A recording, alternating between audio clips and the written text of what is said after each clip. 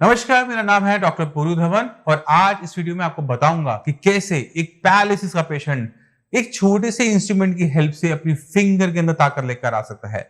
जब किसी को पैरालिसिस होता है, पूरी रिकवरी हो जाती है, पैर की हो जाती है, बाजू की हो जाती है, काफी हद तक कंधा चलना लग जाता है, कोहनी चल रही होती है, बट उंगलियों में कहीं ना कहीं कमजोरी बनी रह जाती है और खासकर लेफ्ट हैंड की। अब अगर हम अपनी उंगलियों में ताकत लेकर आना चाहते हैं तो हमें उसके लिए कुछ ना कुछ करना पड़ेगा। हमें क्या करना पड़ेगा? हमें उस पर ज्यादा एक्सरसाइज करनी पड़ेगी। क्यों करनी पड़ेगी, इसको भी समझ लेते हैं।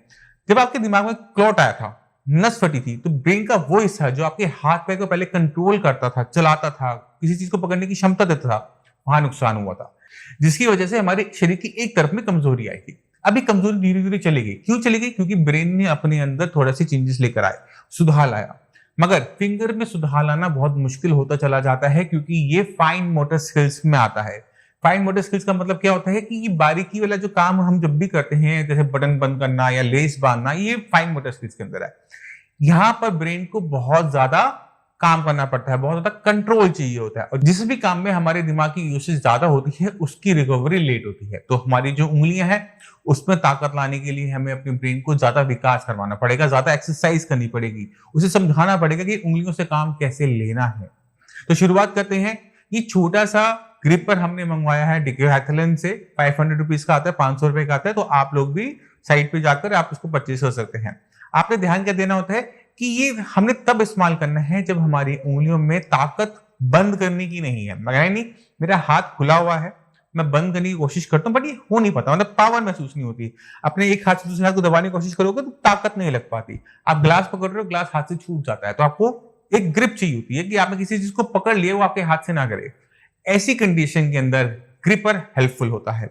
अब ये जो ग्रिपर है, मैं आपको थोड़ा पास लाके दिखाता हूं। इसकी खास बात क्या है, इसमें वेरिएबल होते हैं। आप इसमें वेट को ऊपर नीचे कर सकते हो। जैसे मैं इसको यहां से करता हूं, अब ये वेट बढ़ गया, अब ये टाइट हो गया, ठीक है। इसको अगर हम ऊपर की तरफ लेके जाते हैं, अब ये लूज हो गया, ये इजिली अब होगा। तो ये हमें हेल्प मिलती है इस ग्रिपर। नॉर्मली क्या होता है, किसी भी ग्रिपर की जो स्ट्रेंथ होती है वो फिक्स होती है कि ये लाइट है, ये मीडियम है, ये हार्ड है। मगर जब हम एक फ्लेक्सिबल ग्रिपर यूज करना शुरू करते हैं तो हमारे इंप्रूवमेंट के हिसाब से हम इसको चेंज कर पाते हैं। तो जैसे अभी मैंने इसे लाइटेस्ट पे हमने सेट कर रखा है, हाँ बिल्कुल लाइटेस्ट पर है। अब मैं इसे करूंगा, बहुत आराम से हो रहा है। तो आपने जज करना है, शुरुआत हमेशा हल्के से करनी है। आपने कोशिश करनी है कि मैं इसे कर पाऊं।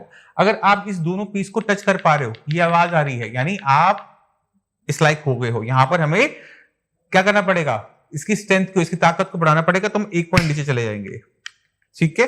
फिर ट्राई करेंगे। अब ये जा रहा है मगर ताकत मुझे ज्यादा लगानी पड़ रही है।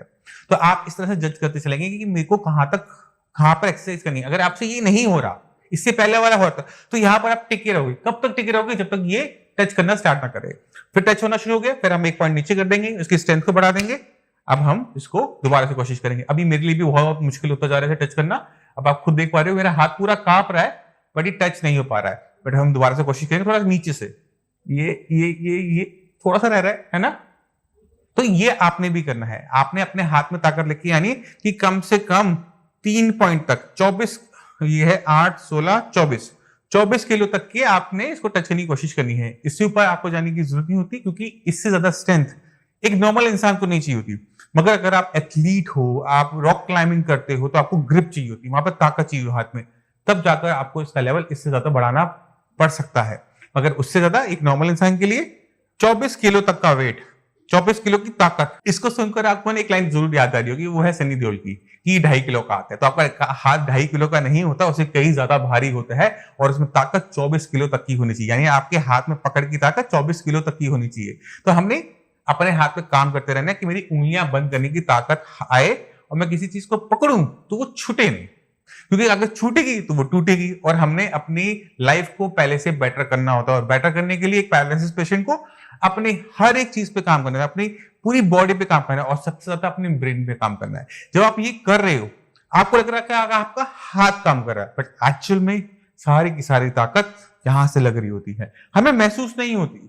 मगर मैंने जब उंगलियों को मोड़ने के लिए कहा, दबाव लगाने के लिए कहा, तो सिग्नल कहां से आया? ब्रेन से आया ना।